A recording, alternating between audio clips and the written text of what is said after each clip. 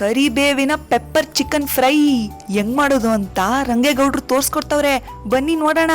PAN ನ ಬಿಸಿ ಮಾಡ್ಕೊಂಡು 10-12 ಎಸಳು ಬೆಳ್ಳುಳ್ಳಿ, 1.5 ಇಂಚು ಶುಂಠಿ, ಕರಿಬೇವು, 2 ಚಮಚ ಕರಿಮೆಣಸು, 1 ಚಮಚ ಸೋಂಪು, ಖಾರಕ್ಕೆ ಎಷ್ಟು ಬೇಕು ಅಷ್ಟು ಹಸಿಮೆಣಸಿನ್ಕಾಯಿ ಹಾಕೊಂಡು ಚೆನ್ನಾಗಿ ಹುರ್ಕೊಂಡ್ರು 1-2 ನಿಮಿಷ.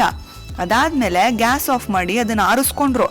ಮಿಕ್ಸಿಗೆ 1 ಚಮಚ ಧನಿಯಾ ಪುಡಿ, ಅರ್ಧ ಚಮಚ ಅರಿಶಿನ, ಅರ್ಧ ಚಮಚ ಜೀರಿಗೆ ಪುಡಿ, 1 ಚಮಚ ಗರಂ ಮಸಾಲೆ, ಅರ್ಧ ಕಪ್ ಸಣ್ಣಗೆ ಹೆಚ್ಚಿರೋ ಈರುಳ್ಳಿ, 3 ಚಮಚ ಮೊಸರು, ಹುರಿದಿಟ್ಕೊಂಡಿದ್ರಲ್ಲ ಮಸಾಲೆ ಅದನ್ನ ಹಾಕೊಂಡು ಸ್ವಲ್ಪ ನೀರ್ ಹಾಕೊಂಡು ಜುರ್ರ್ ಅಂತ ತರ್ತರಿಯಾಗಿ ರುಬ್ಕೊಂಡ್ರು. ಆಮೇಲೆ ಪ್ಯಾನ್ ನಲ್ಲಿ 2 ದೊಡ್ಡ ಚಮಚ ತುಪ್ಪ, 2 ದೊಡ್ಡ ಚಮಚ ಎಣ್ಣೆ ಚೆನ್ನಾಗಿ ಕಾಯಿಸ್ಕೊಂಡು ಅರ್ಧ ಕಪ್ ಈರುಳ್ಳಿ ಲೈಟ್ ಕಂದು ಬಣ್ಣ ಬರೋ ತನಕ ಚೆನ್ನಾಗಿ ಫ್ರೈ ಮಾಡ್ಕೊಂಡ್ರು. ಆಮೇಲೆ ಅದಕ್ಕೆ ರುಬ್ಬಿಟ್ಕೊಂಡಿದ್ರಲ್ಲ ಮಸಾಲೆ ಅದನ್ನ ಹಾಕಿ ಚೆನ್ನಾಗಿ ಮಿಕ್ಸ್ ಮಾಡಿ ಮೀಡಿಯಂ ಉರಿನಲ್ಲಿ ಫ್ರೈ ಮಾಡಿದ್ರು.